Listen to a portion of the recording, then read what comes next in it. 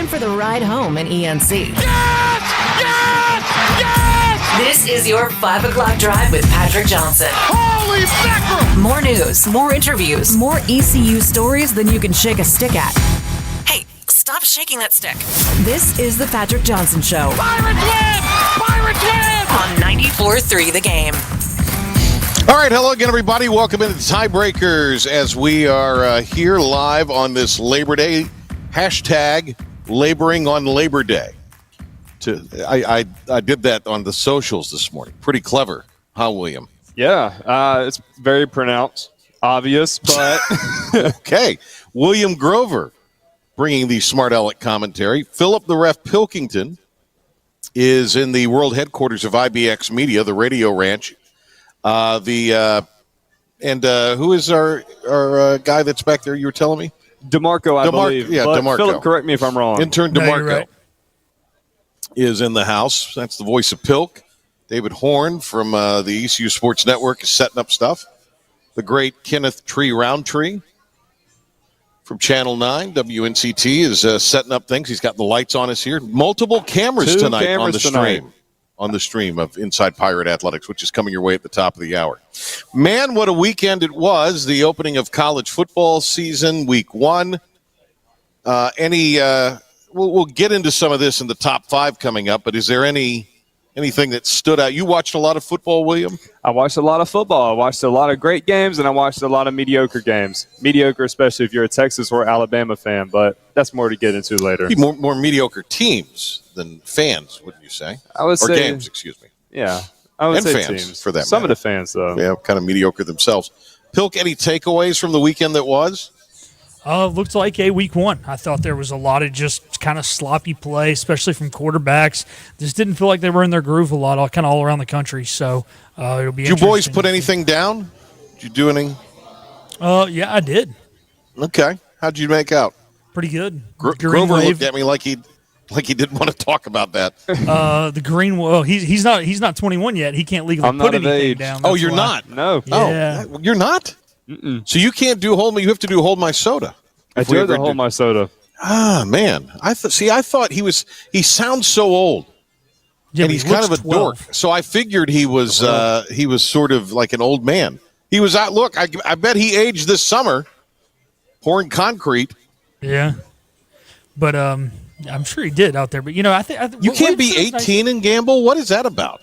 They made everything 20. You can't buy a stogie if you're 18 anymore. The only thing I think you Really? can now do at 18, the only perk to being 18 is voting and Go fireworks. fight for this country. Oh, yeah, Yep. you can take I a gotta bullet to vote. the head, but vote and fireworks. Right. That's about it. You at go 18. on the front line and be shot at.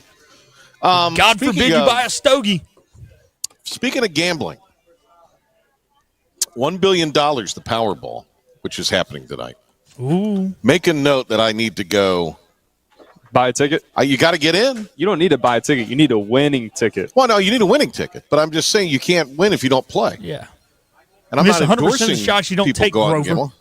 Yeah, there you go. You got to go. Everybody needs to go. At least get one. You never know. It's a game That of is chance. something I can do at 18. You do not need to be 21 to play the lottery. Thank God. Thank God. God forbid we have this young man who's got a handsome new computer. William Grover's the MVP of this operation for the second week in a row. All right, Pilk, what T-shirt is that? What do you got on there? It's an ACC tournament T-shirt. Okay. Yeah. It's a little retro. It's a little old school. Did you get a bowl of soup with that or what? No, this is a couple years ago. We were just down in the little convention center type area that's kind of underneath the Coliseum there. The underground? In Greensboro.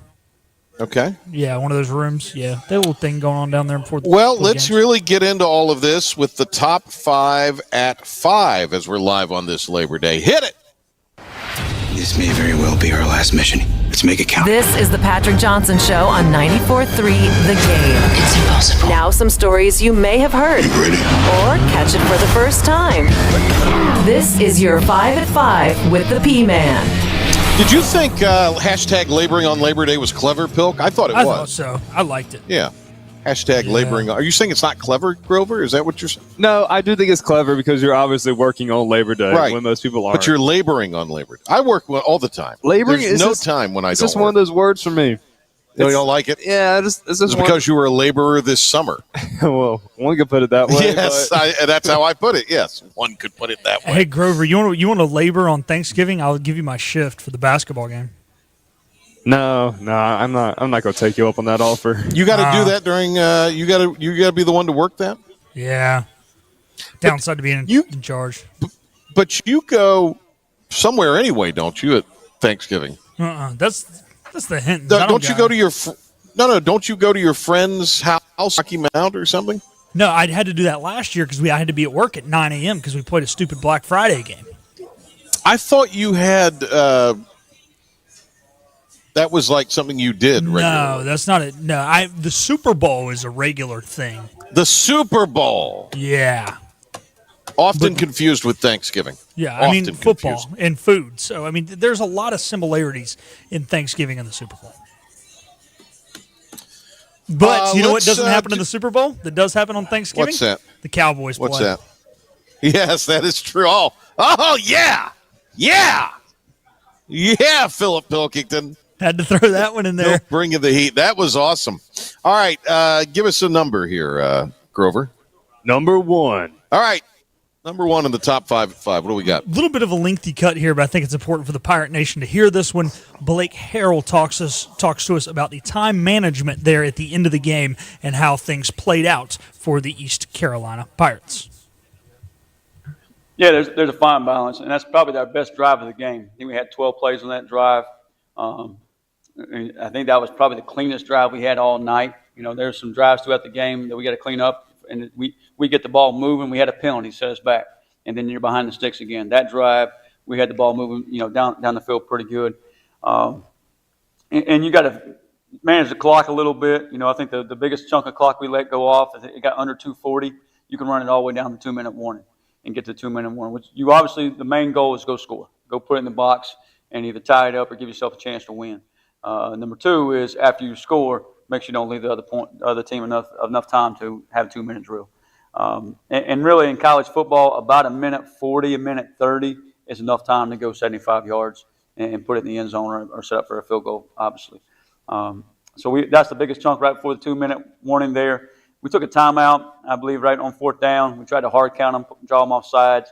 If we would picked up the fourth down conversion there, I think we're at the 9-yard line with about 1:15 to go and 2 timeouts. So I feel like we have plenty of time to convert. You really got 4 downs from there. You got two timeouts, so you can run the football, throw the football into the end zone, whatever you need to do there to be successful. But it's a fine line of, if it works out, great decision, great situation. If it doesn't, you always second guess yourself as coaches, players, all of us. But the main thing is we got to, execute on the fine little things and details of those things. I didn't have a problem with the clock management. I thought that was fine. And maybe the play calls were a little sus.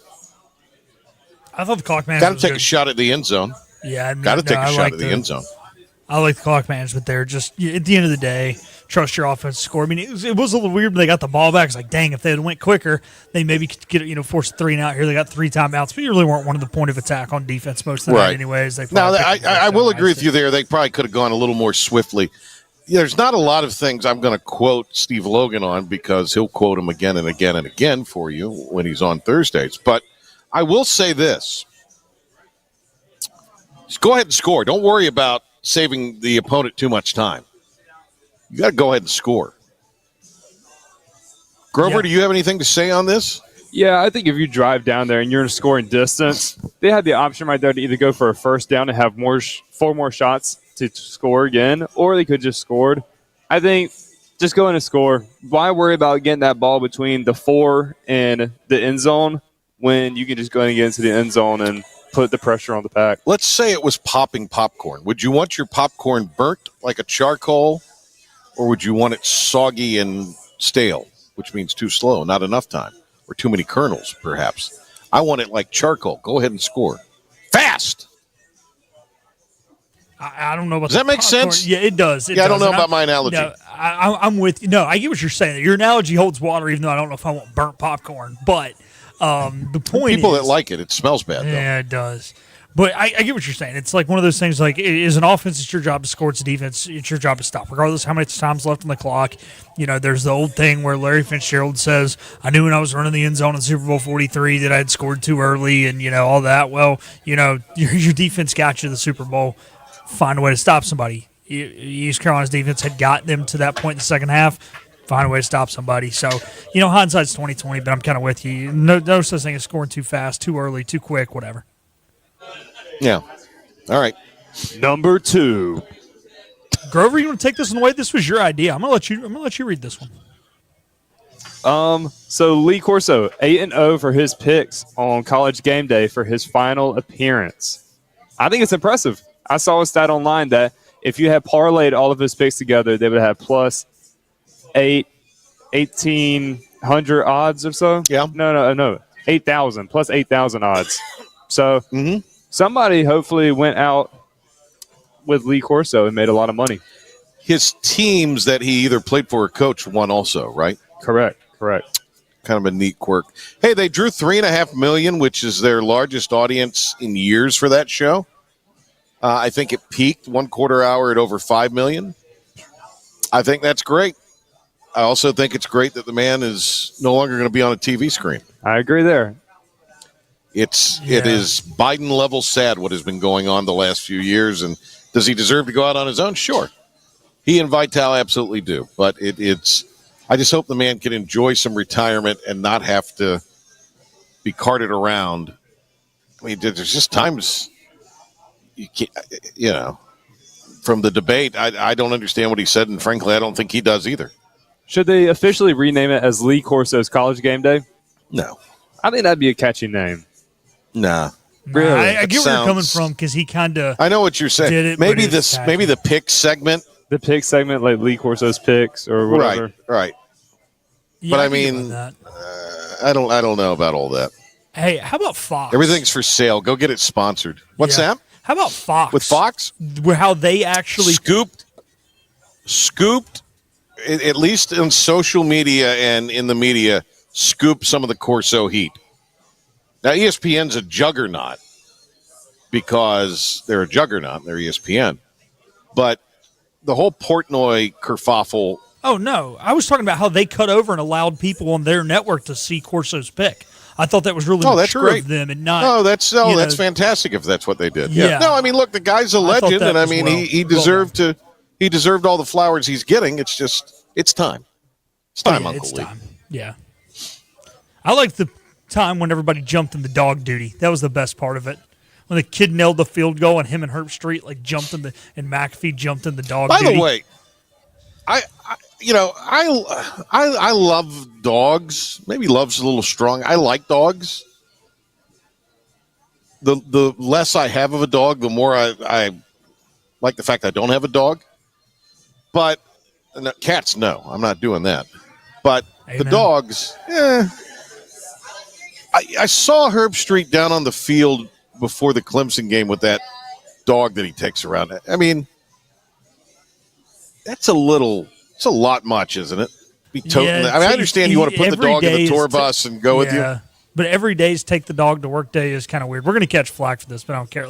It's everywhere he goes. And then it takes a dump right in front of the kid about to kick the field goal. What happens when it takes a dump on the field right before kickoff? I'm sure it has. I'm sure it's whizzed on there as well. All right. Number 3, Pirate Volleyball goes 3-0 to start the season, sweeping the Hampton tournament. Who is in the Hampton tournament, Pilkington? Mr. Sports? Hampton. It was. East Carolina. Yeah. We know that. A lot of Pirates in the tournament there. Hampton and East Carolina. Should have called it the Pirate tournament. Also, FAMU and UMass. Look, I think, was it last year they went to Georgia Southern and dropped a game there? So, I mean, look, a win is, and wins are clearly better than losses, clearly. Didn't drop a set. Didn't drop a set. Now that I know that little bit of information, that is even more impressive. So, to me, you're taking care of business. I remember talking to the great Brittany Hoyt, who does the volleyball telecast with me, back in the spring. And apparently the volleyball window for the portal's a little quirky, and she thought it was anyway. The point is, they were still bringing people in, and they still had quite a window to bring people in. So they brought in some talent, and Angeles is out this year, Player of the Year and all that, out with where she hurt her knee late last season. So they will not have her, but apparently they've got a lot of offensive firepower and are loaded. I did volleyball all weekend, and I saw Houston get off to a 3-0 start. Former American foe, really good, really long and tall. I don't know how long and tall this Pirate roster is, but I do know this. If you're long and especially on the front row and have great leapers, but you have somebody at like 6'3", 6'4", that can play a little bit, that makes a big difference. It does. How's the walk up to the Crow's Nest? Is it better? I'm sure it's a lot better now. They got There's no. stairs I up was to just the telling Crow's Malcolm Nest. Gray there's stairs now. Yeah, there used to be that really. I mean, it's rinky always little cool ladder. to walk into. It's always cool to walk into Cameron Indoor Stadium because you're. It's like going. It'd be like going to Fenway Park or Wrigley Field or, insert historic venue here. So I'm never going to hate going there, and no, it's fine. It's No, fine. I'm saying it's not the same without the. No, I mean, yeah, clearly, but I mean, it's still pretty good. I Still mean, awesome. it's Yeah. you could spend your day at a worse Oh, situation, 100%. It'd be like going to the Fenway Bowl. Like, it's not the same as going to a Red Sox game. You're still Fenway, right? but you're still in Fenway Park. Exactly. Yeah. All right, William. Number 4. First game tonight in Chapel Bill. Horned Frogs favored by 3.5. Go TCU. So I stayed in Durham because we had a quick turnaround to do games on Sunday from Saturday night, and there were some old people, couple older couples in there, and it was a hotel where there was a restaurant in it. So they were TC. They were all in their TCU gear. They were TCU fans. They were there Saturday for a Monday night game. I wanted to ask them. So you folks know this game is not till Monday night, which is 2 nights from now. But apparently they got money to burn down there in Texas. So It's called black gold money, I believe buddy. it. Drilling that oil. well, the khakis and the cutoffs, is that the cutoff hoodie? Is that the new look in Wine and Cheese Hill? People's Republic at Chapel Hill? I think Bill established that look. I think he's been carrying that on for near a decade now. I'd be surprised if we do not see that tonight. Okay. You have an over-under, William? For the total score? By the way, Brian Mold called me today. He's actually going to the game. Nice. Is he a Staying state at the guy? Carolina Inn? Is he a Carolina guy? No, I he's thought not he was a really. state. No. He'd be more of an East Carolina guy, if anything, in football. So is that an over-under for the total score, or how many times we see his girlfriend Jordan on camera? I thought that was the one you were going to talk about. Yeah, since that's the so one let's you were claiming you were going to do. I say that there's a over-under 5.5 times we see her on camera tonight. 5.5? 5.5. I'm going to take the under on that. Yeah, I think it's. I think if it gets close in the fourth quarter, we're going to see a lot. Here's what will happen. Remember the Super Bowl a couple of years ago where they waited a good while before they put Taylor Swift on? Yes, of course. That's what they're going to do with this thing. They're going to wait a good while. It'll happen. But it'll be after the halftime. No. It'll happen in the first half. Oh. I'm just saying it's not going to be in the first couple series because ABC and ESPN are going to make the point not to do that. They will show her mid to late first quarter. Where do you think she'll be? Do you think she'll be up in a box or Yes, holding I don't think Bill's she'll hand be on the sideline? No, she won't be anywhere. I think he's going to be sitting on Herb the Street bench. did Corso, right? I think he's going to sit on the bench and drink Gatorade, and she's going to be out there with a headset and a clipboard cussing at people. She'll be rubbing his back, telling him it's okay. That's not your fault on that call. Jeez, family show, William. Jeez Louise. He said back. I know. I just being silly. Being a silly goose. All right. Give me TCU and the points. TCU, I feel like they're obviously going into this game as an underdog. They're being looked they're at. Bill favorites. Not by Belichick's gonna Vegas. come in- They're favorites, well, not by brother. Vegas, but I think people are expecting Bill to show out for his first college performance. So you're saying that they are, but they're not getting the attention. They're not getting the attention by the media that UNC is going to get, obviously because of Bill. I do think that TCU wins, even at Carolina. I don't know how the scoring is going to be. It may be a high-scoring game, maybe a low-scoring game. All right. Pilk? There are 3 things guaranteed in life: death, taxes. By the way, did you say anything? Did you even get? I mean, it sounded like you just spoke in platitudes. Yeah, spoke in a circle. Saying that TCU hasn't been getting the attention, but I think they're going to win. Okay. Or Lee Corso. He speaks in circles now. Yeah. Anyways. Put me on College Game Day. Give it to him. Well. Mm-hmm. All right. 3 things in life, guaranteed. Yes. Death, taxes, and Carolina football giving their fans false hope that they're actually going to have a good year. You can't give your fans false hope if you don't win the first one, baby. Give me the Tar Heels. Sure. Oh, okay. Oh. What number are we on here on this? I think we're at number 5. All right. Number 5. There we go. College quarterbacks look meh in week 1, including the 2 most experienced, the LSU Clemson game, Arch Manning, just everybody. Other than the kid from Michigan, the true freshman, everybody just looked like it was week 1. And Michigan is a pretty decided underdog at Oklahoma this week. And that was surprising. For College Game Day, Boomer. Yeah. Okay, Boomer. The Alabama thing, that DeBoer, that's just a bad fit. He's a great coach, just a bad fit. Now, and look, it's like Gene Barlow. You follow the legend. It's tough to follow the legend. You can't follow the legend. It is, man. You almost need a guy who's. Well, I mean, look at what happened. I mean, the Bill Guthridge thing, but that was sort of successful. Dean was still shadow running the program at that point. But I mean, let's look at Matt Doherty if we're really, because the Guthridge thing was 3 more years of Dean. Sans the George Dickel and Chesterfield cigarettes. But I just wonder, that obviously went very, very poorly. Hubert following old Roy. That's not gone great. It's hard to follow the legend. It is. You almost need a guy who's doing it. And it's tough at a premier program to say what I'm about to say, but it's like you almost need a guy who's doing his retirement project, like that's following the legend. You need like when Mac Brown went back to Carolina, but like say if Mac Brown would have done 2 years at Bama. To just go ahead and let that 2 years be bad, but it be a guy who's not trying to stay there for the entirety of his career, and just let that following of the legend be a short stint by default. Almost. I also think of what Shane Gillis said to Saban.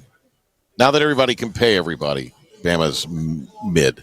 Yeah, well, because everybody can pay everybody the same. Right. Texas Tech has a now that it's fair, now that it's legal to pay them, Bama's doesn't have the market cornered in that. Do you agree with that? Yeah, I agree with that. By the way, and I'm actually a fan of Dabo's because he was nice to me. I think that to get beat by LSU and Brian Kelly, and his family, who is because you're sticking to Klubnik, because you're sticking to him. And that dude just can't go. It's back to the mediocre quarterbacks. He's in the running for the Heisman favorite, right? Well, I mean, based on the preseason hype, I'm sure he is. Yes. But did he show you anything? He didn't show you that. Yeah. You didn't see it. And neither did Arch. You know what quarterback this weekend Although looked the best? I thought he got a little better near the end. At the fourth. Yeah. You know what quarterback looked the best this weekend? The guy who had 46 dropbacks on Thursday night, and according to Pro Football Focus, had 0 turnover-worthy plays. That's what guy I want being the quarterback of my team. That Hauser kid from East Carolina. Exactly my point. I'll tell you what is interesting. And then the guy from UCLA, where did he transfer from? Tennessee. That's right. Because he wasn't getting enough money, so he settled for less. That's right. He settled for less going to UCLA, and now half the nation will be asleep as they watch him overshoot receivers. Yep. That's the only difference. Less money and overshooting Tennessee his fans are receivers really on happy. the West Coast. I guess they are. Does Deshaun Foster survive the season, boys, as the coach in Pasadena? Oh, I don't know if they care. That's true. He'll survive the regular season. Those fire him after. They don't. Yeah, care I to mean, fire him during the I season. don't. I think he, unless it just goes woefully south. He'll stay at UCLA, which is in California. Just, along with USC. It's hearkening back to his moment when media day year before last, where he said, "I'm the coach at UCLA, which is in California." I'm paraphrasing there. All right, that's it, isn't it? Yeah. That's all 5. That's all 5. We got to get to Szoke. How about the ACC though? Miami, Georgia Tech. How about all who the else SEC won? teams losing? That's what I want to The talk Wolfies. about. Florida State. Your Wolfies. I don't know if I'd be ready to go. Miami? Florida State. Good point. I said Miami. Oh, okay, my fault. You just were ready to. And I'm backing off. It's just not Clemson's league, I don't think. I'm not saying it's a good league. I'm just saying it's not Clemson's league, I don't think. I think there's a little more to it than that. All right, we'll get a little postmortem on this bad boy from Jim Szoke, and we'll also talk some Panthers with him. They're opening up this week at Jacksonville. Actionville. So we'll talk to him about that and more. It is the Patrick Johnson Show. We are live on this Labor Day from Tiebreakers in Greenville. Inside Pirate Athletics at the top of the hour with Coach Blake Harrell. And we will chat with the one and only Jim Szoke when we come back here to TB's. The team of Flatlands Jessup is working overtime to help ensure that Eastern North Carolinians like you get the health insurance help you need this open enrollment period. New legislation passed meaning more people than ever qualify for affordable coverage. Let us help you today. The best burgers around. Everyone loves a thick, juicy, and fresh burger. Tiebreakers in Greenville, plus the all-new Tiebreakers in Winterville. Do real burgers better than anybody. So don't just go to any burger-themed restaurant chain. It's time to break the chain and eat local. Tiebreakers, real burgers at its best. Everybody loves burgers. Big tax credits are back. Get a 30% tax credit, up to $2,000 off your new Mitsubishi electric heat pump install. Let Comfort Master help you take advantage of the tax credits with a qualifying Mitsubishi electric ducted heat pump or non-ducted Mitsubishi electric mini splits. Mitsubishi electric mini splits are ideal for bonus rooms, garages, or sunrooms. If you need a new HVAC unit, call Comfort Master today. Call Comfort Master. Call Comfort Master. You know what the problem is with standard belts? Usually you have to choose between too tight or the opposite, too loose. But with Anson Belt and Buckle, you don't have to choose. We got rid of the holes and instead have a track system designed for micro adjustability. That way you can enjoy a perfect fit every time. Anson Belt and Buckle. Find your perfect fit today.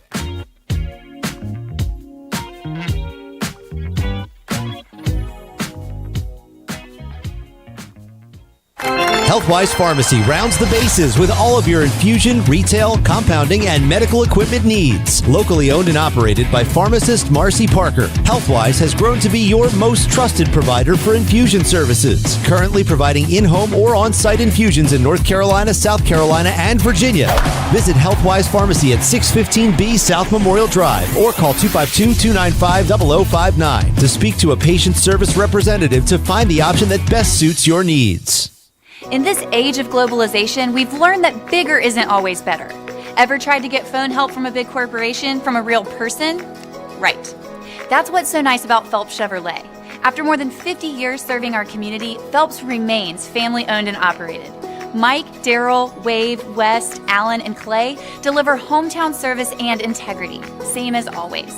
They share your experience, they share your values, and they are ready to help with any motoring need.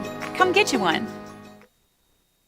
Tired of the 1-800 numbers advertising Medicare products? Flatlands Jessup has 6 offices all throughout Eastern North Carolina. You get face-to-face help from our local award-winning licensed team. Stop by today. Flatlands Jessup, your whole world covered. We're back to the show. I missed you. We all missed you. Did you miss them? This is the Patrick Johnson Show on 94.3 The Game. Okay, it is East Carolina and Campbell coming up this weekend. 6 o'clock kick for the home opener from Dowdy Ficklin Stadium, and 5 o'clock airtime on the ECU Sports Network. Local pregame will begin at 3 o'clock with our Pirate Game Day Countdown on 94.3 The Game and the IBX Media app. Still plenty of seats here, so come on out and see us on this Labor Day and take in Inside Pirate Athletics, which is coming your way at the top of the hour.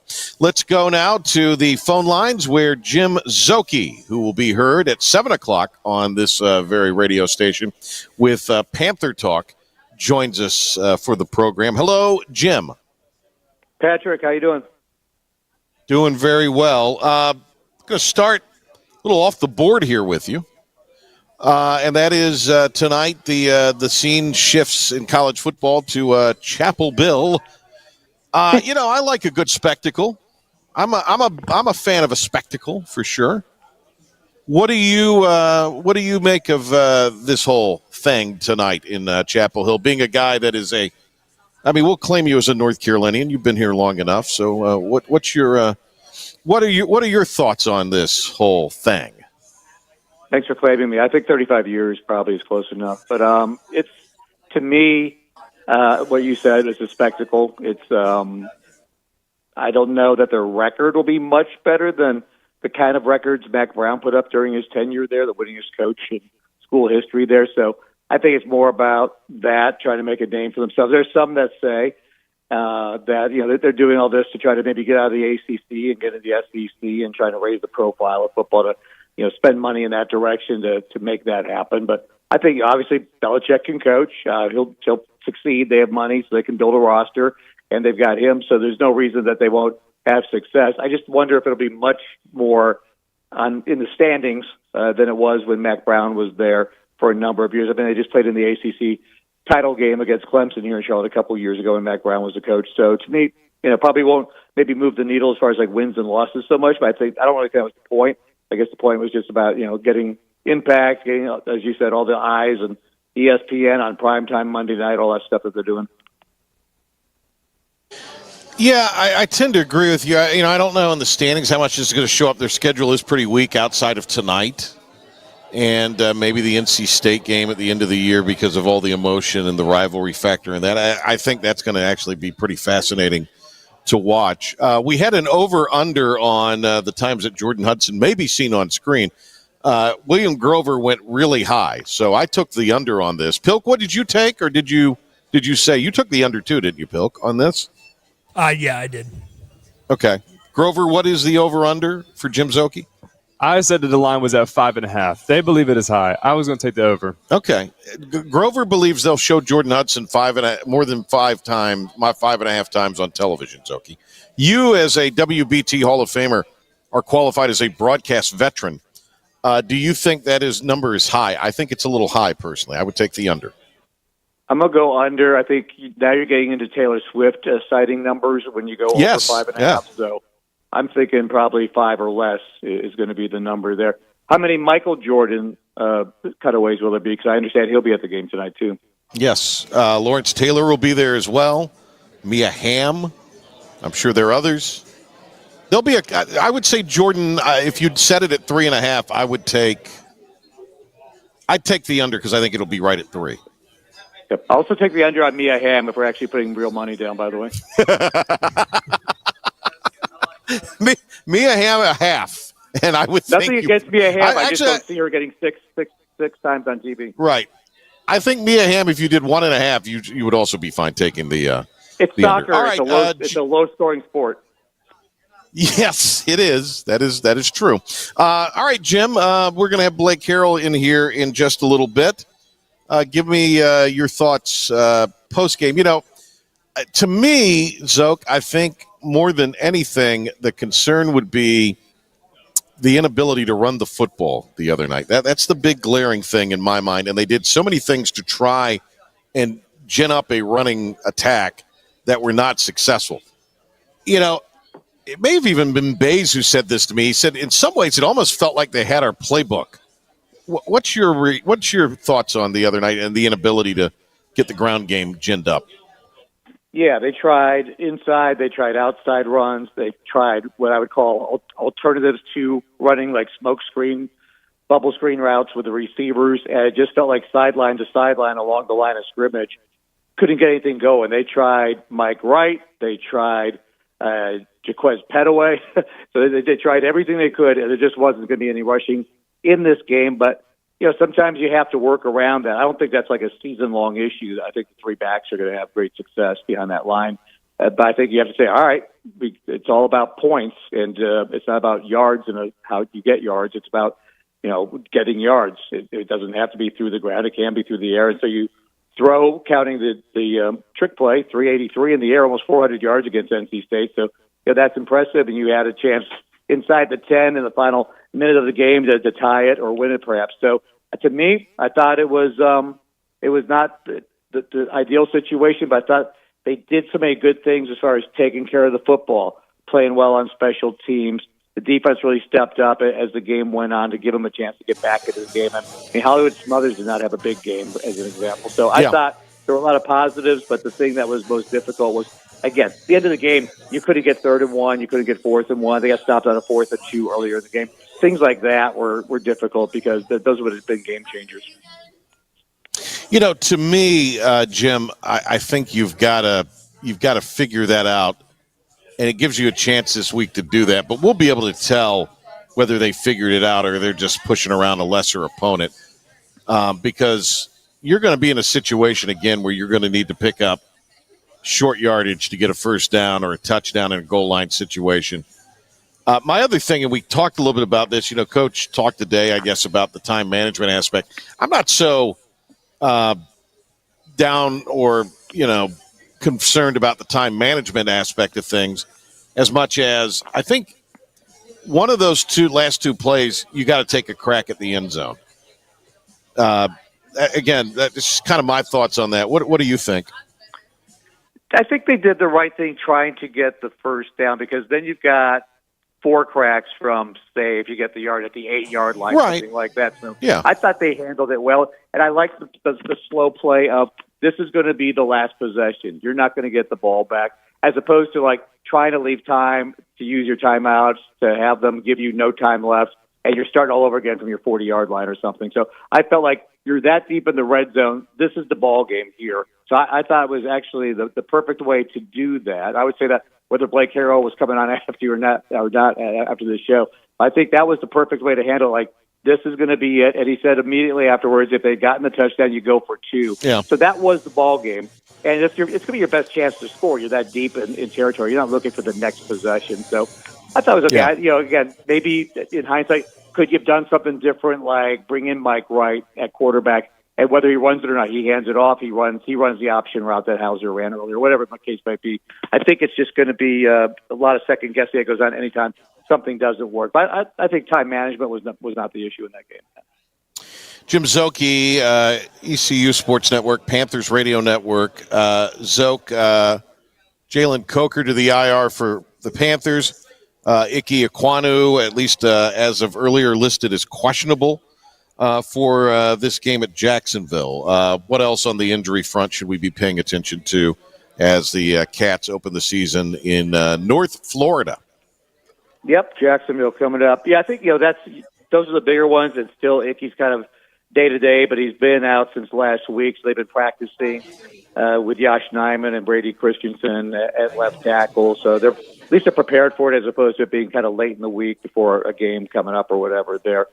And then, obviously at receiver, you bring in Hunter Renfrow, so he's going to be heavily involved right away with the Adam Thielen trade from last week. So, that's the bigger thing you're dealing with in that situation as far as the receiver situation goes. But Coker, to me, if you didn't look at, their pedigree of how they were drafted, where they came from, if you just went to football practice, you watch, you probably go, Jalen Coker is the best receiver of the young guys out there right now. So that's difficult. And it's the second year in a row he's had a quad injury. So that's really disappointing, because he's been really playing well, not only in these preseason games when he's played, but in these joint practices and some of the other sessions. Szoke, when decided to re-sign Renfroe, was that what was that a mechanism of? Did the trade with Thielen go away and then all of a sudden came back? How did all that kind of get material? You know, again, the 10,000-foot view would be, well, you should have just kept him out of camp to begin with. Yeah, I think there was never certainty they were going to get the return of what they wanted in an Adam Thielen trade to Minnesota, as opposed to just making a trade and getting a 7th-round pick and just doing it. You know, they were trying to get some value. I think, they got the 2 different years where they move up around in the draft. It was kind of where they settled after all that. And so the timing of the cut-down day versus the trade getting done didn't happen. I know Renfroe said before, he handpicked Carolina to make his comeback with. When they released him, I'm sure there were conversations that, hey, we'd like to have you back if this trade goes down, which was still being worked upon as he was leaving. And then he said this week he was never going to sign with another team. He got more money, obviously, the second time around based on what the reports say of what he had initially signed for. So he did, I think, add a lot to his money for this 1-year deal to come back. So I think that was a little bit of the holdup. But he said, I got offers from other teams. There was only one team I was interested in playing for at this time. So I don't think they were concerned about losing him to another team once they released him. As far as the Jaguars go, it looks like Trevor Lawrence is going to be back. Travis Hunter, you get a chance to see him. That's got to be exciting. Yeah, and I think we're going to see him, mostly on defense. I think they'll probably spot him on offense at times. So, yeah, it's a bit of a unique situation that you don't see in today's pro football. So I don't think it'll be like Colorado usage, especially in the first game to start the season. But I bet we'll see him on both sides of the football, obviously, to start. That's why they drafted him, so they're going to use him in that way. So it's different. It's exciting. It's kind of a double-edged sword where if it works out, you've got one roster spot for a star on both sides. But the negative is if he gets a Jalen Coker injury, you're without a star on offense and defense that you lost 2 guys at once. So it's a little bit of both. So, but he's a great athlete. It's going to be an interesting situation to see how they game plan to use him out there with their new coach, Liam Cohen, when he does get those offensive opportunities. But it's something unique, of course. He's a very good football player.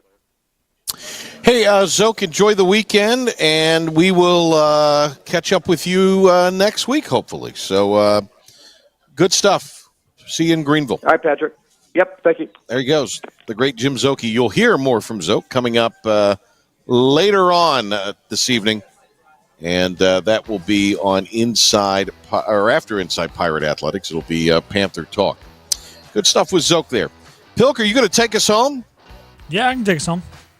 All right. William, the MVP again this week. That was you, buddy. I try. I know it's hard to be me, but he's got a 94-3 the game T-shirt, which has a front pocket on it, and he's got his sunglasses in the front pocket, Pilk. It's quite a look. I love it. Hey, it's better than the old school look. He'd have the pack of cigarettes in his front pocket, but this rolled up. This is the 2025 look. He looks very cool. All right, thanks to Jim Szoke. Pilk will carry you the rest of the way home. We'll be back tomorrow with more Patrick Johnson Show at 5 o'clock here on 94.3 The Game. But right now, a break, and Pilk will take you home. I'll see you at the top of the hour for Inside Pirate Athletics. This is about you, your family, and the health of all who live in Eastern North Carolina. This is about the transformation of a health system into something more powerful and more human, about creating new ways to treat disease and keep you well. This is about ECU Health, which is to say, it's really all about you. ECU Health. Minds, hearts, purpose. You have a choice when you invest in insurance, and when you choose First State Insurance Advisors, you're working with people you can trust. Clark Stallings has deep ties in the community. His team, including Keaton Smith, Regina Asby, Phil Leyva, Max Joyner Jr., Max Joyner III, and Ginger Smith, provides knowledgeable and professional advice. First State Insurance Advisors is an independent insurance agency. They offer all types of personal insurance as well as various types for business. Call or email First State Insurance Advisors today. We want to be your trusted choice agency.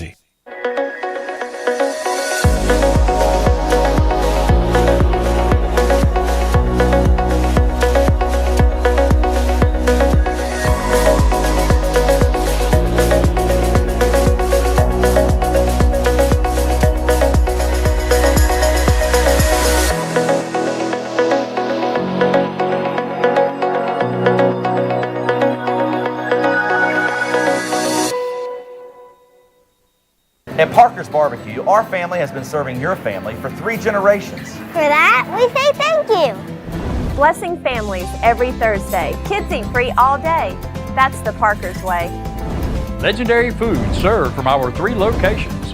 Always quick, always delicious. That's the Parker's way. At Parker's, our mission is to impact our customers through Christ-like service in a way that feeds them both physically and spiritually. That is the Parker's way. Acre Station Meat Farm, along with Lane Angus Beef, bring you Farm to Fork Beef. Stock your freezers now with affordable beef boxes, just in time for the grilling season. Farm to Fork Beef brings quality local beef to your family. From your traditional butcher shop, Acre Station Meat Farm. Come on down to Acre Station Meat Farm and find out why we're #1 in fresh cuts and friendly service. Acre Station Meat Farm, Highway 32 North, Pinetown. Storm season is approaching. North Carolina weather can damage your roof, and before long, a small leak can turn into a big problem. Your home is one of your biggest investments, so protect it with Wells Home Improvements. We work with all insurance companies for a hassle-free roof installation experience. Call us today and get 10% off your roof installation when you mention this commercial. 252-227-8403 or visit us online at wellshomeimprovements.com. Wells Home Improvements. Local, honest, dependable. And now, the stunning conclusion. Why is everyone screaming? On 94.3 The Game. Welcome back into the Patrick Johnson Show as we get set to bridge the gap here between Patrick's portion of the show and inside at Pirate Athletics. He is getting ready now, getting everything tested with David Horn and, of course, Coach Blake Harrell. That will be on the top of the hour right here on 94.3 The Game, 94.3thegame.com, the IBX Media app, and can be heard on our affiliate stations. So, still kind of recapping the tough defeat to NC State. One of the things we had to do after the game was talk to new Pirate Tegan Wilk, and he said that he got a little bit emotional. Not new Pirate, but returning Pirate Tegan Wilk said he got a little emotional there just leading up to the game. First game back in a Pirate uniform. Earlier today, the media got to speak to Xavier MacGyver, who's kind of the same situation, was a Pirate, left, and now he came back. And here's what Xavier had to say about putting on that Pirate uniform once again. Man, it's big, man. Now I'm 0-2 versus State. So, yeah, going into that game, it was big. I know I wanted to beat those guys. We all did, but it was a big game for me and Tegan because in 22, they got us here at home. So, yeah, we wanted that game. So, yeah, not to knock State or anything. They're a pretty good football team. But, yeah, it was big for us going into the game, though. A little emotional back in the Pirate uniform. First one. So, yeah. He did go on a little later when he's talking about last first. Somebody mentioned him coming to Dowdy Ficklin Stadium on Saturday. Obviously, will be his return. He goes, yeah, it's my last first Pirate walk. It's just a lot of the last first-time things, which, the seniors do always go through that. But I think you appreciate it a little bit more when it's something that you went away from and you come back to. We're really happy to have Xavier back as well as have Tegan back in a Pirate uniform. The offensive line did have some early struggles in the contest, especially in the run blocking side of things, but there are a lot of new faces. A lot of that comes with communication, both pre-snap and post-snap. So we've asked offensive linemen so many times about the communication, and Stephen Igo asked Darius Bell that earlier today in the press conference as well. And usually they just, say, hey, we all got to have chemistry, we all got to talk. But he actually went through the X's and O's and kind of what offensive linemen go through pre-snap. And I thought this was a really interesting soundbite from Darius Bell to kind of take us down there pre-snap, what it's like. I can run you through it a little bit. So before each play, you got to ID the front, and then you got to ID the which linebacker is our ID in that, and then we have combo calls, or if it's pass, we have slide protection calls and that sort of thing. And if we can, if we see if they're bringing certain blitzes, if certain things we recognize, we can call that out to each other, just kind of give an alert and that sort of stuff before play. Yeah, the identifying the front, identifying, he didn't say the mic backer, but that's obviously what he is talking about there is the mic. And a team may line up a mic in a specific spot for their defense, but it may not be who the offense chooses to treat as the mic, and it all goes based off the play and everything. So I thought that was interesting. And it's on the offensive line. It's on the quarterback. And funny story that I heard one time about identifying the Mike linebacker was Eli's first start with the Giants. and he was behind center, and they were playing Baltimore. And so Ray Lewis decided to mess with him. No surprise there.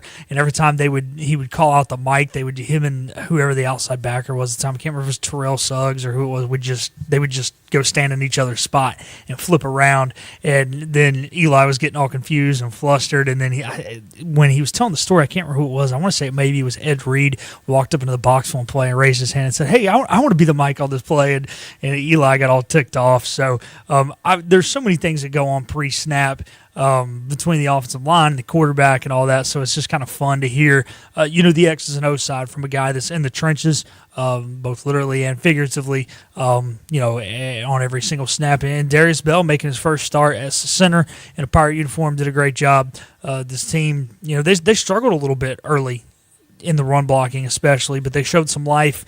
We did talk to Darius about it one time where he said, we can build confidence in what happened there in the second half. Obviously, the team wants to go out, be victorious. They weren't. That's frustrating. But I do think this team, especially this offense, and the defense as well, who started out struggling, it gives you confidence going into game 2. And this is such a mental game. Yeah, we talk about the 24-hour rule, right? If you win, you celebrate for 24 hours. If you lose, you feel bad about it for 24 hours. But there is something to be said about the way they finished that football game and that they have the confidence that they do belong and can play, and you can bring that into game 2 because it is tough if you just go out there and you get your rear end handed to you for 60 minutes, and that is obviously not what happened on Thursday night. So, yeah, we'll see what happens this week with Campbell. Obviously, we'll talk more about Campbell throughout the week on this show. Probably not as much as we did NC State, just because there's not quite as much to say about Campbell as there is NC State. Campbell did play 2 quarterbacks this past week. One of them's a little better of a thrower. One of them's more of a runner. They played Rhode Island. They got beaten that game. They went up to Rhode Island. Rhode Island is a very good FCS program. For those of you that know, they are ranked. Good program the Rams have there. So Campbell has been tested. They've played a solid team, played pretty well, but it'll be interesting to see how they utilize those 2 quarterbacks. It will be much more utilized, the second guy, than Mike Wright's situation would be here at East Carolina. So that's kind of what to look for. I haven't watched a lot of film on him, I'm not going to lie, so I don't know a full scouting report on him, but we will go deeper into that here on the Patrick Johnson Show as the week rolls on, as we are getting closer and closer to the home opener inside Dowdy-Ficklin Stadium. So we want to thank you guys for tuning in to our Patrick Johnson Show here today. Thanks to P-Man, thanks to William Grover, our on-site engineer. I'm not giving that on-site producer. He's not David Horn. I no disrespect to William, but even when I'm on site, we can't say engineer. David Horn, he's an engineer. We want to thank Jim Szoke for his time as he joins us every Monday here on the Patrick Johnson Show to talk Panthers and Pirates. So thank you guys for tuning in. Stay tuned. Inside Pirate Athletics will be on the other side, top of the hour. You can still hear it here on 94.3 The Game, or you can make it on your way over there to the original Tiebreakers location, Bells Fork area, and catch it live. Blake Harrell and the P-Man for that one. So thank you guys. Have a great rest of your evening, Pirate Nation.